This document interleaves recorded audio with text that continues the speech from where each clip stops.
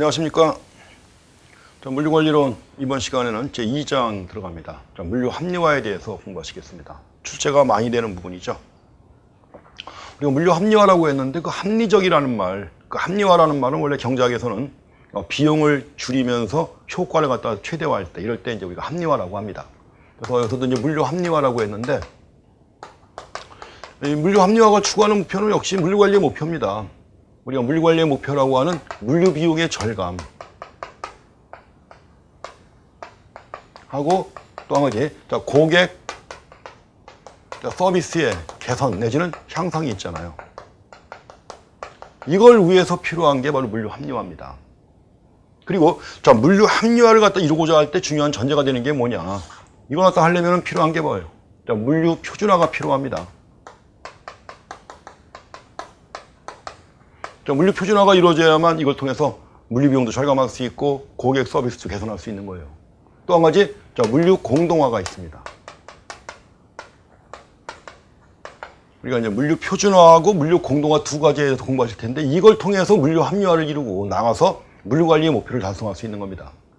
그래서 물류 합리화가 이런 위치에 있다는 걸 확인하시고 그 뜻하고 목적 보신 다음에 물류 표준화에 대해서 공부하시겠습니다.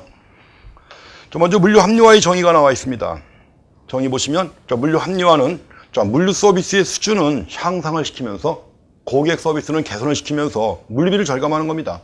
이렇게 해가지고 물류 관리의 목표를 달성하기 위한 방안이 물류 합리화다 하는 거 체크해 주시고요. 그리고 여기 여러 가지 얘기가 나왔습니다만 다 같은 얘기입니다. 물류 합리화가 이런 것이다 하는 것만 확인하시면 되는 겁니다. 물류 고객 서비스를 개선하면서 물류 비용을 절감하고자 하는 것이 물류 합리화다 하는 거 확인하시면 되겠습니다. 그 다음에 목적이 나와 있는데, 목적은 뭐예요? 말씀드린 것처럼 물류 관리의 목적을 달성하기 위한 겁니다. 물류 비용의 절감과 고객 서비스의 개선이라고 하는 목표를 달성하기 위한 건데, 항상 말씀드리지만 이 두 가지는 상충관계에 있다는 거 잊으시면 안 됩니다. 시험 문제에 참 많이 언급되는 내용입니다. 상충관계에 있다는 거죠, 두 가지가.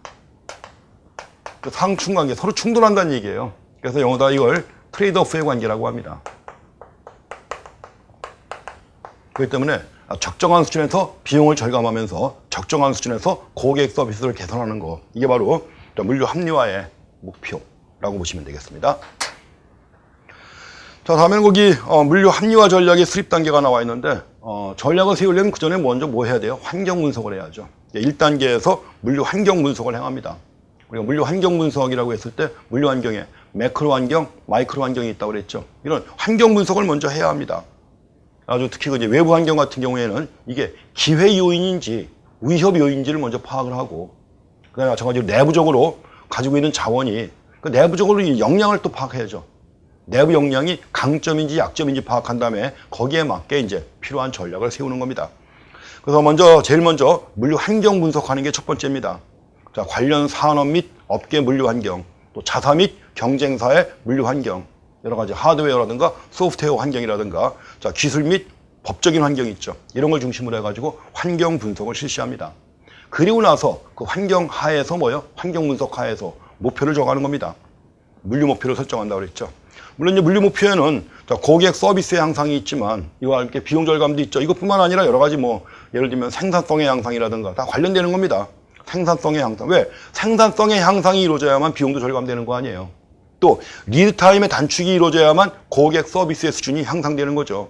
재고 삭감이 이루어져야만 또 비용이 절감되는 것이고, 이런 것들 다 물류 목표에 포함되는 겁니다. 그리고서 이제 세 번째로 여기에 맞춰서 전략을 세우는 겁니다. 이 단계, 물류 환경 분석, 그 다음에 물류 목표의 설정, 그 다음에 물류 전략의 수립, 이런 단계를 거친다는 거 확인하시고요. 다음에 물류 합리화 방안입니다.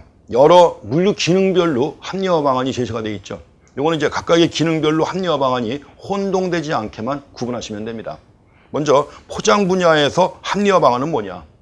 포장 분야 같은 경우에는 단계적인 모듈화를 추진하는 겁니다. 원래 모듈화 해가지고 우리가 유닛 로드를 갖다 구축할 때 보통 팔레트 단위로 해가지고 덩어리로 만들잖아요, 그렇죠?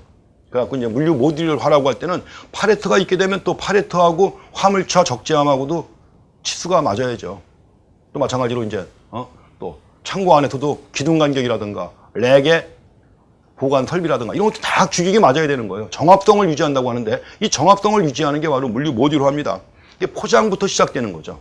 포장에서부터 시작돼가지고 모듈화가 추진되는 겁니다. 그래서 포장 분야에서는 단계적 모듈화의 추진, 또 포장 공정의 자동화 및 기계화, 포장 강도, 포장의 경우 강도 따지죠.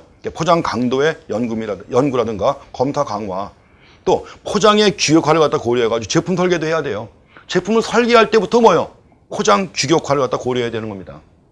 그래서 이제 보통은 이제 가장 기본적으로 이용되는 게 팔레트이기 때문에 그 팔레트 위에 적재할 수 있는 그런 사이즈로, 그런 치수로 제품 설계도 해야 되는 거죠. 그래야만이 포장하고 연계가 돼가지고 그 이후에 모든 물류 활동이 다 연계가 될 수 있는 겁니다. 자, 이런 것들이 포장 분야의 물류 합리화 방안입니다. 그 다음에 이제 운송 분야의 합리화 방안 나와 있죠. 최적 운송 수단을 선택한 다음에 운송을 계획화하는 겁니다. 공동 배송이라든가 계획 배송 이런 걸 통해서.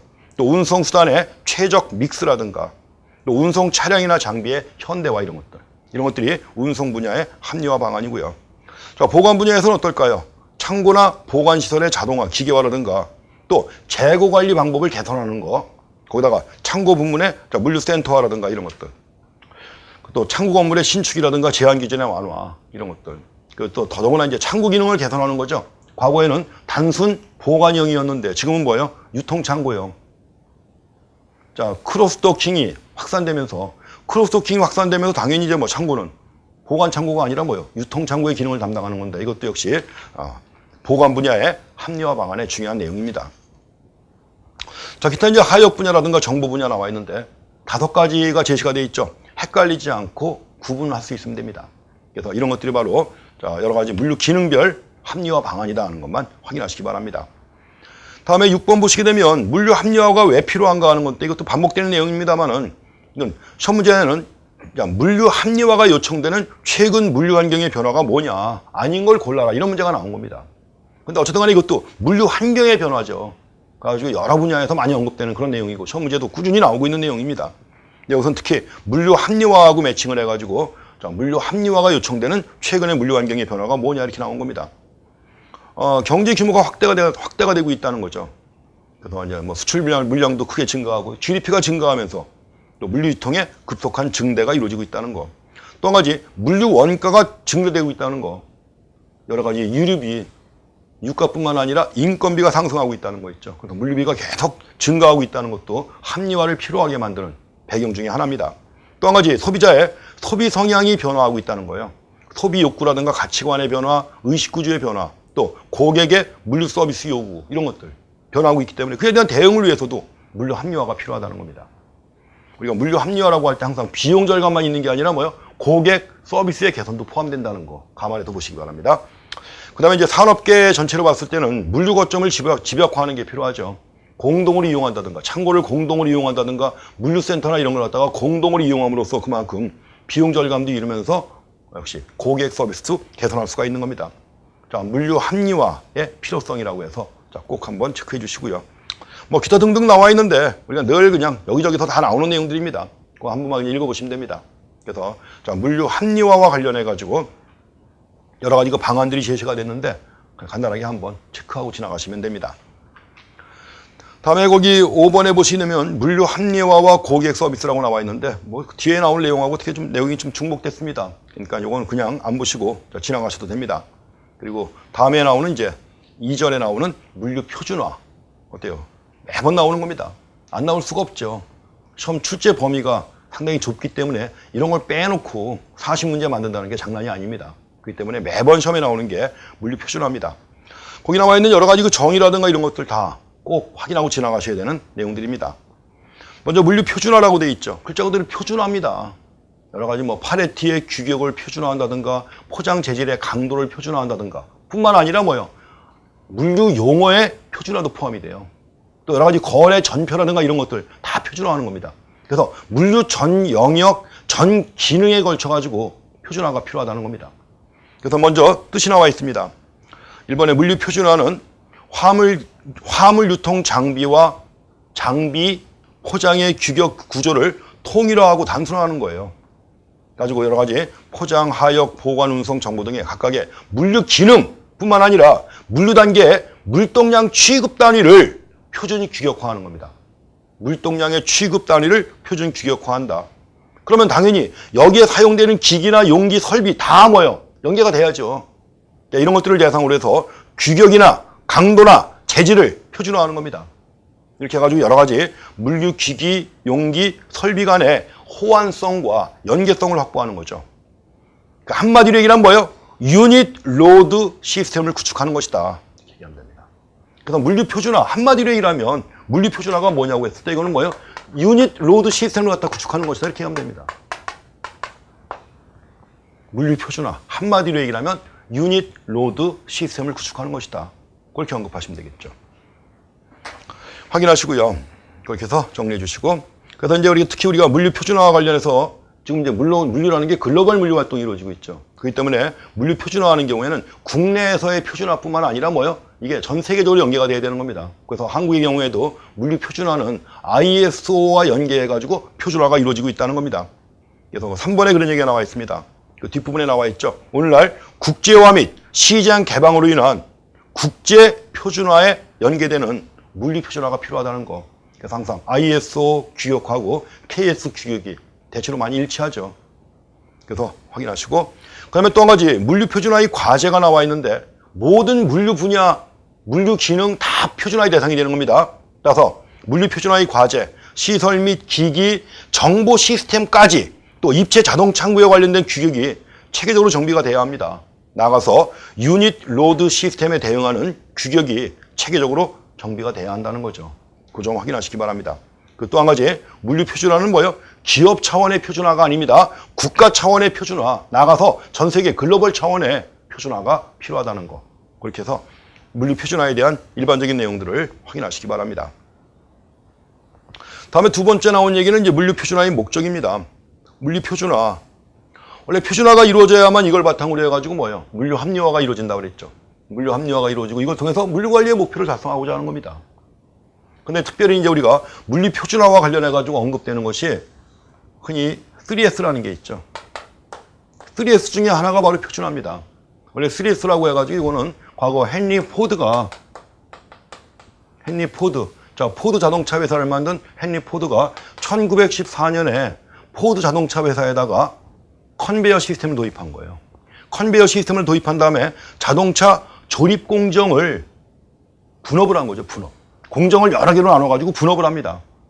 그리고 각각의 분업을 한 다음에 이제 공정을 갖다 나눈 다음에 한 사람은 하루 종일 같은 일만 하는 거예요. 그럼 이걸 전문화라고 합니다. 그래서 생산의 합리화를 위한 3S 원칙을 제시한 거. 이걸 통해서 결국 이제 원래 추구했던 것은 생산의 합리화지만 이것이 지금은 여러 분야에 다 요구가 되는 겁니다. 3S가 뭐냐 하는 것도 처음에 나온 적이 있었죠. 3S가 뭡니까? 일단 표준화해야 되는 거죠. 스탠다다이제이션. 그 다음에 표준화한 다음에 단순화해야 되는 겁니다. 심플리피케이션. 그 다음에는 뭐예요? 전문화입니다. 전문화한다는 거죠. 스페셜라이제이션. 그러니까 타이어 끼우는 사람은 하루 종일 타이어만 끼워요. 그 타이어 끼우는 데는 도사가 되겠죠. 그만큼 숙련도가 높아지고 생산성이 향상되면 전체 라인 속도가 나중에는 빨라지겠죠. 라인 속도가 빨라지게 되면 대량 생산이 가능하고 이걸 통해서 그만큼 비용을 절감할 수 있고 가격을 낮추고 3S가 바로 생산 합리화의 3S 원칙입니다. 스탠다다이제이션, 심플리피케이션, 스페셜라이제이션이에요. 그래서 그 중에 한 가지가 바로 표준화, 이게 표준화죠. 표준화도 그 중에 하나다 하는 걸 확인하시기 바랍니다. 그래서 물류 표준화 해가지고, 그것도 처음에 나왔던 얘기입니다. 물류 시스템화를 전제로 하는 거예요. 전체가 다 연계가 돼야 되는 거죠. 그래서 물류 시스템화를 전제로 해가지고 단순화, 그 다음에 규격화라고 했는데 보통 표준화라고 합니다. 규격화 또는 표준화, 전문화를 통해서 물류 활동에 공통의 기준을 갖다 부여함으로써 물류 각 단계에서 사용되는 기기, 용기, 설비에 대한 호환성과 연계성을 확보해가지고 전체적인 효율성을 높이면서 선진 물류 체계를 구축해가지고 국가 경쟁력 기반을 강화하는 것을 목적으로 한다. 시험 문제 나왔던 얘기입니다. 그대로. 문장이. 그래서 그 문장 그대로 집어넣은 건데 자, 물류 표준화의 목적 확인해 주시고 그래서 이제 세부적으로 본다면 자, 표준화의 목적은 뭐예요? 물류 활동의 효율화, 화물 유통의 원활화, 수급의 합리화, 또 물류비의 절감 이런 것들이죠. 그래서 물류 표준화의 목적 확인하시기 바랍니다. 다음에 그 3번에 자, 물류 표준화의 필요성 나와 있는데 지금까지 나왔던 내용 반복되는 겁니다. 그래서 물류 표준화의 필요성 해가지고 그 뒤에 1, 2, 3, 4, 5번 나와 있죠. 그거 한번 읽어보세요. 그래서 유통 물량이 증가함에 따라 물류의 일관성과 경제성을 확보하기 위해서 필요하다. 두 번째, 물류비의 과다 부담을 덜기 위해서도 필요하다는 것이고, 또 새로운 기술, 새로운 소재, 공장 자동화, 하역 보관의 기계화 및 자동화, 수배송의 합리화를 위해서도 표준화가 전제가 돼야 합니다. 그리고 자, 국제 표준화에 연계될 물류 표준화가 필요하다는 것도 확인하시고요. 또 기업 물류 활동의 효율성을 제고시키는데 가장 기초가 되는 겁니다. 합리화를 위한 가장 기본되는 게 물류 표준화예요. 이렇게 해서 물류 표준화가 왜 필요한가 하는 거 한 번만 더 읽어보시고요. 다음에 이제 물류 표준화의 기대 효과입니다. 다 알고 있는 거예요, 이거는. 여러 가지 자원, 에너지의 절약도 이루어지고 표준화가 이루어져야만 물류 공동화도 가능합니다. 둘 이상의 화주 기업이 물류 활동을 공동으로 수행하려면 차량도 함께 이용하고 창고도 함께 이용하려면 뭐예요? 표준화가 전제가 돼야 되는 거죠. 그러니까 물류 공동화를 위한 전제가 되는 게 표준화입니다. 또 물류 기기의 표준화도 역시 연계가 돼야 되는 겁니다. 그래서 표준화의 기대 효과 해가지고 물류 기기의 표준화도 가능하고 마지막으로 포장의 표준화도 역시 연계가 되는 겁니다. 그래서 네 가지로 구분해놨는데 별거 아닙니다. 한 번만 읽어보시면 됩니다. 좀 그렇게만 보고 지나가시고. 자, 다음에 이제 물류 표준화의 내용입니다. 좀 전에도 말씀드렸지만 하다못해 물류 용어, 거래 전표까지 다 표준화의 대상이 된다고 그랬죠. 그래서 물류 표준화의 내용 보시게 되면 일단 가장 기본적인 것은 뭐예요? 수량과 크기와 길이, 품질, 서비스 이런 것들이 대상이 되는 거예요. 그래서 이제 주요 내용 해가지고 포장의 표준화, 운송용기 및 장비의 표준화, 보관 시설의 표준화, 물류정보 및 시스템의 표준화도 들어갑니다. 물류정보 및 시스템의 표준화가 포함되죠. 또 물류용어 및 거래 전표의 표준화가 다 들어가는 겁니다. 이런 것들 다 표준화의 대상이에요. 물류용어도 마찬가지고 거래 전표의 표준화도 다 포함됩니다. 그래서 이제 물류 표준화의 추진 대상이 나와 있는데 다 들어가는 겁니다. 그래서 뭐 굳이 하나하나 일일이 짚어볼 필요는 없는 내용이죠. 그래서 이제 가장 일반적으로 한마디로 얘기하면 유닛 로드 시스템을 구축하는 것이 바로 물류 표준화라고 했습니다. 그렇기 때문에 유닛 로드 시스템에 관련되는 모든 것이 다 표준화의 대상이 된다는 거 확인하시기 바랍니다. 세부적인 내용은 따로 볼 거 없습니다. 그래서 자, 이런 것들이 다 추진 대상이다 하는 것만 봐주시고. 자, 물론 이제 크게 구분해 본다면 소프트웨어 부문하고 하드웨어 부문 구분해 볼 수가 있어요.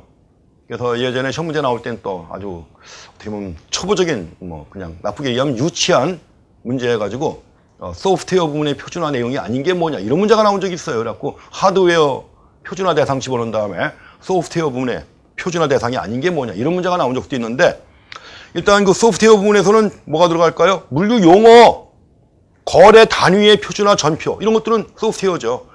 표준 코드도 마찬가지고 포장 치수도 마찬가지죠. 이런 것들은 다 소프트웨어죠. 그 다음에 하드웨어 부분에 뭐예요? 팔레트라든가 컨테이너, 지게차, 트럭의 적재함, 보관시설, 기타 물류기기 이런 것들은 하드웨어죠. 이걸 구분하는 문제가 나온 적이 있습니다. 그래서 자, 두 가지 부분 구분해서 확인해 주시고 또 한 가지 말씀드린 것처럼 물류 정보의 표준화도 포함된다는 거 확인하시기 바랍니다. 자, 다음은 그 표준화의 실태가 나와 있습니다. 원래 표준화의 실태라고 나오는데 사실 표준화에서 가장 중심에 있는 것이 바로 팔레트죠. 그래서 팔레트라고 하는 게 유닛 로드 시스템을 구축하기 위한 가장 중심 수단이 됩니다. 그렇기 때문에 물류 표준화의 가장 중요한 전제가 되고 기초가 되는 게 팔레트의 표준화입니다. 현재 한국의 경우에는 뭐예요? 두 가지 표준 팔레트가 제정되어 있습니다. 원래 T11형 하나만 있었는데 2013년에 T12형이 추가됐습니다. 그래서 두 가지입니다. 자, T11형은 규격이 어떻게 되죠? T11형은 1100 곱하기 1100에다가 높이는 144mm입니다. 그 다음에 T12형은 1200 곱하기 1000입니다. 높이 역시 144mm고요. 자, 그건 기억하셔야 됩니다. 자, 그다음에 운송장비 표준화의 실태가 나왔는데 뭐 실태까지는 안 봐도 되고요. 자, 다음 페이지 보시게 되면 자, 트럭과 트레일러 적재함 규격의 정합성. 정합성이라는 게 뭐죠? 팔레트하고 규격이 연계가 돼야 되는 거예요. 이거 정합성이라고 합니다. 왜냐하면 팔레트를 갖다가 트럭 적재함에다가 두 개 실어야 된단 말이에요. 그럼 1100 곱하기 1100을 두 개 실으려면 트럭 적재함은 얼마가 돼야 돼요? 2340입니다. 그래서 트럭 적재함의 경우에도 이제 폭입니다. 폭인데 평바디는 2340mm예요. 2340mm고 벤 바디는 2370입니다. 그래서 이제 적재함 출입구 해가지고 2280. 그 2280이 왜 2280인가 하는 것은 좀 이따 우리가 이제 모듈화 보게 되면 나옵니다. 그러니까 여튼간에 이건 좀 참고로 보시기 바랍니다. 그리고 또 컨테이너 안에 컨테이너 내부 치수 있죠? 내부 치수가 2330mm입니다. 자, 과거에도 이런 문제 많이 나왔습니다. 그래서 이제 팔레트를 갖다가 근데 2열 적재하고 2단 적재할 때, 2열, 2단 적재할 때 각각의 20피트 컨테이너에 몇 개 실을 수 있느냐 이런 문제도 가끔 나와요. 그렇기 때문에 일단 그거 한번 기본적으로 확인하시기 바랍니다. 기타 여러 가지 그 렉의 정합성 필요하고요. 거기 3번에 국제외 물류 관련 표준에 대한 설명이라고 나와 있는데 이것도 처음에 나왔던 겁니다. 1번에 유닛 로드 시스템, 뭐 굳이 이제 과거에는 이걸 단위 적재 시스템이라고 해서 번역을 했는데 지금 번역 안 합니다. 자, 유닛 로드 시스템 하면 다 알잖아요. 유닛이라는 게 단위인데 단위가 뭘까요? 우리가 물류 단위에서 가장 기본되는 게 파레트 단위예요. 그래서 파레트 단위로 적재할 수 있도록 만드는 겁니다. 그래서 유닛 로드 시스템의 도입을 위해서는 운송 장비 적재함의 규격 표준화가 필요하다. 맞죠? 다음에 두 번째, 생산된 단품이나 박스 단위에 인쇄하는 바코드는 박스 단위예요. 박스는 뭐예요? GS1 14이죠. GS1 14는 물류 표준 바코드입니다. 물류 표준. 그래서 이제 박스에 인쇄되는 거죠. 반면에 GS1 14는 일반 소매점에 가면은 품목마다 인쇄되어 있는 게 바로 GS1 13입니다. 그래서 GS1 13는 단품에 직접 인쇄가 된다는 거. 또 한 가지 ISO 6780 평파레트 규격 중 한국과 일본에서 가장 높은 보급률을 보이고 있는 거 뭐죠? 1100 곱하기 1100입니다. 그 다음에 또 한 가지, 자, 국제표준화기구가 정의하고 있는 컨테이너의 조건으로서 차량 및 일반 포장 용기를 포함해서 1세제곱미터 이상의 내부 용적을 확보할 것을 요구하고 있다는 거. 그거 시험에 한번 나왔던 겁니다. 같이 묶어서. 그러니까 나왔던 거니까 한 번만 확인하시기 바랍니다.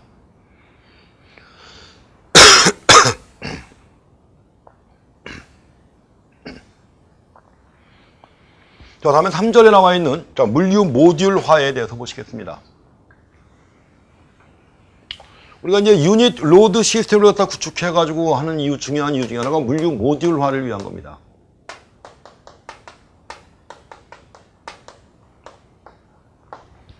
자, 물류 모듈화라고 할 때는 말씀드린 것처럼 정합성을 갖도록 표준을 정하는 거예요.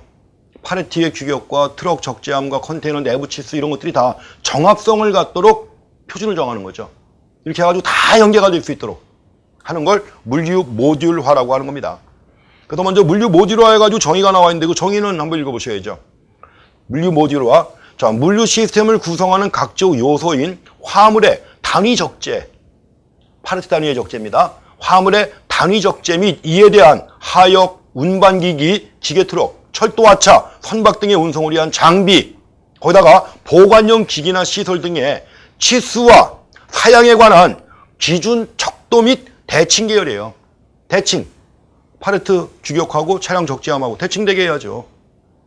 이런 기준 척도라든가 대칭 계열을 물류 모듈화라고 하는 겁니다.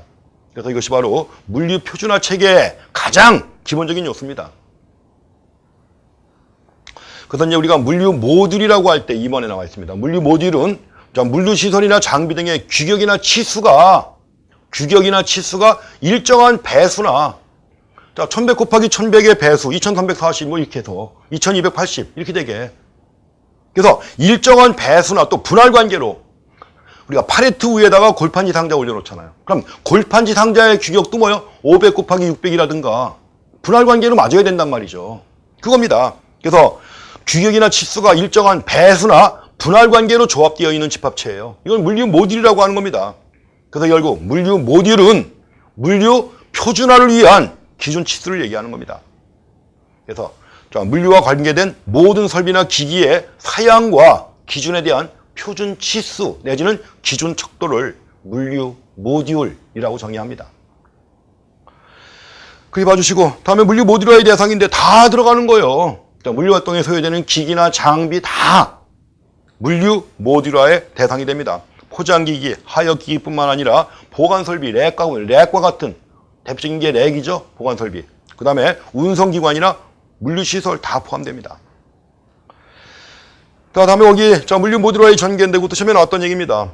유닛 로드 시스템은 파레트를 기본으로 하는 것이 가장 일반적입니다. 파레트 중심이에요. 팔레트를 기본으로 하는 것이 가장 일반적이다. 또 현재 한국산업표준 KS 규격에는 우리나라 유닛 로드형 평 팔레트를 1100 곱하기 1100하고 1200 곱하기 1000 두 가지로 규정하고 있습니다.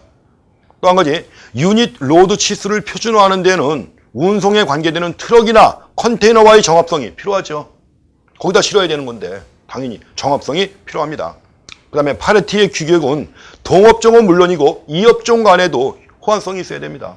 우리가 화물 트럭이 어떤 특정한 업종에 화물만 실어나누나요? 그건 아니잖아요. 그렇기 때문에 이업종 간에도 호환성이 있어야 합니다.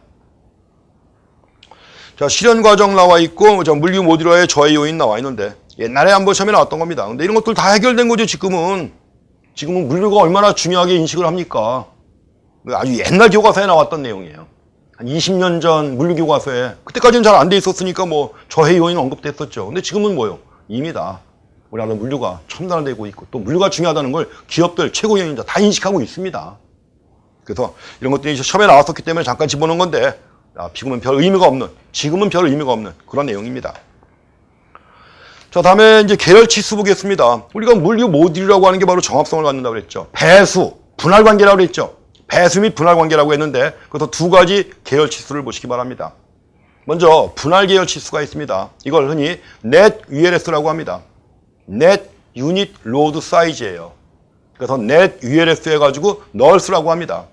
근데 널스라고 할 때는 이게 이제 기준되는 게 1100 곱하기 1100이에요. 그럼 1100 곱하기 1100이고 그 위에다가 골판지 상자를 갖다 올려놔야 된단 말이에요.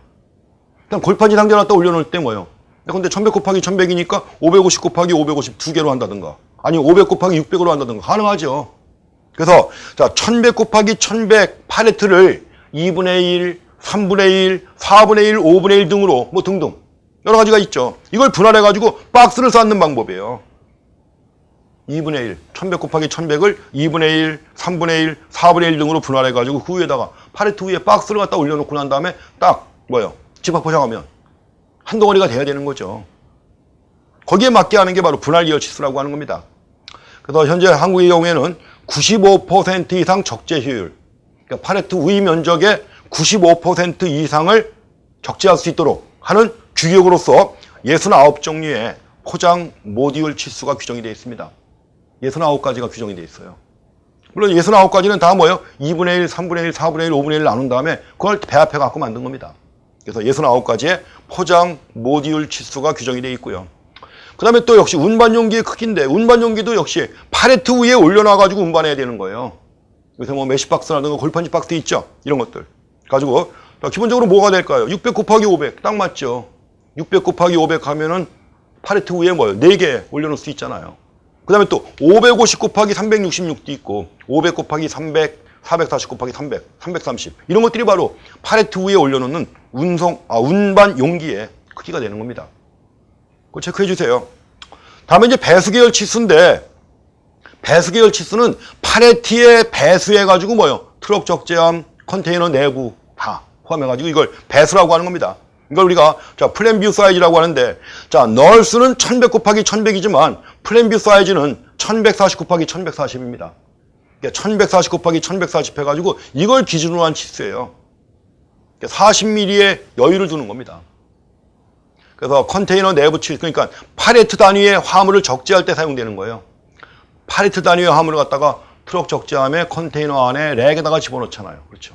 그래서 이제 그와 관련해가지고 나오는 겁니다. 그래서 배수 계열 치수는 어디에 적용되죠? 컨테이너 내부 치수, 트럭 적재함 치수, 랙 규격, 창고 천장 높이라든가 기둥 간격, 진열대 간격, 운반 하역 장비 규격 연계가 되는 겁니다. 그래서 일단 그 시험 문제 나올 때는 사이즈 따져갖고 할 게 아니라 그냥 외웠다가 답하시면 됩니다. 거기 8톤 트럭에 12매, 팔레트가 12매 들어갑니다. 8톤 트럭 적재함에 팔레트 12매, 11톤 트럭에는 16매가 들어갑니다. 자, 2시프트 컨테이너에는 10매가 들어가는데 2단 적재하는 경우에는 20매죠. 그 다음에 4시프트 컨테이너에는 20매, 2단 적재하는 경우 40매 팔레트 적재가 가능하다는 거. 그냥 외워두세요. 예전에는 팔레트 사이즈 계산하고 또 내부 치수해갖고 또 시험 문제 피트로 나온 적이 있어요. 1피트가 몇 센치냐 또 계산해가지고 일일이 또 계산한 적이 있었는데 그럴 필요가 없죠. 그냥 가장 기본 되는 겁니다. 자, 이거 외워주시기 바랍니다. 그럼 이제 우리가 자, 물류 모듈화의 가장 중심에 위치하는 게 뭐예요? 파레트입니다. 그렇기 때문에 그 파레트와 관련해 가지고 내용을 좀 보고 또 지나가셔야 됩니다. 원래 파레트와 관련해 가지고 파레트 작제도 중요하지만 이와 관련해서 뭐 파레티제이션, 파레트 풀 시스템 여러 가지가 있죠. 그게 그만큼 파레트가 중심에 있기 때문에 그런 것들이 만들어지는 겁니다. 그래서 먼저 가장 기본적으로 자, 파레트에 관해서 확인하시기 바랍니다. 뭐 파레트의 정의해가지고 뭐 물류 용어 사전에 정의도 나와 있는데 그건 볼 건 없고 자, 한국 산업 표준에 나와 있는 파레트의 정의 있죠. 그거 한번 읽어보세요. 자, 동그라미 2번에 나와 있습니다. 한국 산업 표준 지금은 KST 0001입니다. 이것도 이제 과거에는 물류 관련 용어가 KSA였는데 이제 2014년에 개정되면서 KST로 다 된 겁니다. 가지고 자, KST 0001에 나와 있습니다. 파레트는 하역 운반 기기에 의한 물품의 취급을 편리하게 하기 위한 물품을 싣는 면을 가진 것이다. 이렇게 나와 있습니다. 물품의 취급을 편리하게 하기 위한 물품을 싣는 면을 가진 거. 그 다음에 또 파레트 용어가 별도로 나와 있는데 거기서는 유닛 로드 시스템을 추진하기 위해 사용되며 유닛 로드 시스템의 가장 기초예요. 사용되며 물품을 하역, 운송, 보관하기 위하여 단위 수량으로 한 곳에 모아서 쌓아놓는 면을 가진 것이다 해가지고 정의가 나와 있습니다. 그래서 이제 지금은 이제 파레트를 중심으로 해가지고 여러 가지 파레트를 갖다가 올리고 또 운반할 수 있는 여러 가지 그 포크리프트 같은 거 개발되고 해가지고 뭐요? 그만큼 이제 파레트 중심의 물류가 핵심을 이루고 있습니다. 국가 간에도 물론이고 국제적으로 다 그렇습니다. 그래서 다음 페이지 4번에 나와 있는 것처럼 파레트는 유닛 로드 시스템의 가장 기본적인 장비가 되는 겁니다. 그래서 일정 단위의 화물을 파레트 위에 적재해서 운송하는 경우 하나의 단위로 파레트 하나의 단위로 문전에서 문전까지 일관 운송할 수도 있죠. 그다음에 중간에 화물을 해체하지 않고도 목적지까지 보낼 수 있는 그러한 수단이 되는 게 바로 파레트다 하는 거 확인하시기 바랍니다. 자, 다음에 물류 합리화와 파레트인데 다 처음에 나오긴 했던 거지만 그러나 지극히 상식적이고 초보적인 기초 상식에 해당하는 겁니다. 1번에 파레트 표준화의 필요성 나와 있죠. 파레트를 표준화해야만 운송 장비의 적재 효율이 향상이 됩니다. 또 자동 설비와 장비와의 정합성을 통해서 일관 파레트화도 가능하고요. 거래처와의 일관 파레트화를 가능하게 한다는 거, 또 표준화해야만 파레트의 품질을 유지할 수가 있죠. 다음에 동그라미 2번에는 파레트의 규격이나 척도 등을 표준화하고 이를 서로 공동 사용함으로써 얻을 수 있는 경제적 효과가 나왔습니다. 작업 능률의 향상이라든가 화물 파손이 감소하죠. 파레트를 중간에 해체하지 않고 곧바로 출발지에서 목적지까지 운송할 수가 있잖아요. 파레티제이션. 이걸 통해서 화물 파손이 감소합니다. 운임 및 부대 비용도 절감됩니다. 하역비가 절감이 돼요. 그래서 운임이나 부대 비용도 절감이 됩니다. 그래서 이런 거 포함해가지고 이제 3번에 파레트 이용 시의 장점이 나왔는데 한 번만 읽어보시기 바랍니다. 자, 다음엔 그 파레트의 여러 가지 분류가 나와 있습니다. 형태별 파레트 해가지고 나왔는데 그냥 지나가세요. 안 보셔도 됩니다. 용도에 따른 분류가 다음 페이지 나와 있죠. 용도에 따른 분류해가지고 이것도 한번 시험 문제 나온 적은 있는데 되게 그 파레트와 관련된 세부적인 내용들은 어디 나와요? 보관 하역론에서 자세히 나옵니다. 근데 보관 하역론에서 나오는 문제도 초보적인 내용들입니다. 굳이 뭐 따로 볼 거 없고요. 거기 4번에 재질에 따른 파레트의 종류가 나왔는데 가장 많이 이용되는 게 목재 파렛이지만 목재 말고도 합판재, 철재, 알루미늄 파렛. 알루미늄 파렛은 주로 어디 이용되죠? 항공 화물에 이용이 됩니다. 항공 화물의 경우 알루미늄 파렛이 이용되죠. 그 다음에 지재, 플라스틱이 있는데 플라스틱은 주로 뭐예요? 식품 분야나 이런 데서 많이 이용되죠. 뭐 빵이라든가 이런 거 운반하고 이럴 때 플라스틱 파레트를 주로 많이 이용합니다. 그 다음에 그 파레트의 선정 기준 나와 있는데 뭐 그냥 지나가겠습니다. 그 다음에 6번에 파레트의 국제 표준화 현황인데 이게 예전에 한번 시험에 나온 적이 있어요. 파레트의 국제 표준이 아닌 게 뭐냐 해가지고 하나 찾는 거 나온 적이 있습니다. 그래서 거기 자 파레트의 국제 표준화 현황 해가지고 동그라미 2번 보시게 되면 아까도 나왔었지만 우리나라의 표준 파레트에는 두 가지가 있습니다. T11형과 T12형이 있다고 그랬죠. 그래서 이제 거기 2번, 3번에 나와 있습니다. 그리고 여기서 이제 국제적으로 가장 널리 이용되고 있는 파레트는 1200 곱하기 1100이에요. 그거고 이거 말고 국제 표준 파레트로서 6가지가 규정이 되어 있습니다. 정사각형 형태가 4가지인데 1140 곱하기 1140 이건 호주의 표준 규격이지만 그것도 ISO가 인정한 국제 표준입니다. 아시아 태평양 지역에 1100 곱하기 1100이고 42인치 곱하기 42인치 해가지고 이건 1067 곱하기 1067입니다. 그 다음에 이제 직사각형 형태로서는 유럽에서 주로 많이 이용하는 게 1200 곱하기 800입니다. 그리고 자, 한국에서 이용하는 1200 곱하기 1000이 있고요. 그 다음에 미국의 표준 규격으로서 48인치 곱하기 40인치가 있어요. 요거는 자, 1219 곱하기 1016입니다. 처음에 나온 적이 있었던 거니까 그래도 그러니까 국제 표준 파레트에 뭐가 있는가 하는 거는 그래도 한번 꼭 확인하시기 바랍니다. 자, 다음엔 그 파레트의 적재 방법이 나와 있습니다. 이것도 처음에 많이 나온 거예요. 별거 아닌데. 그래서 여기 블럭 교호열 적재, 핀휠 적재, 벽돌 적재, 스플릿 적재가 있는데 그거 또 확인하셔야 됩니다. 이거는 물류관리론뿐만 아니라 보관 하역론에도 여러 번 나온 겁니다.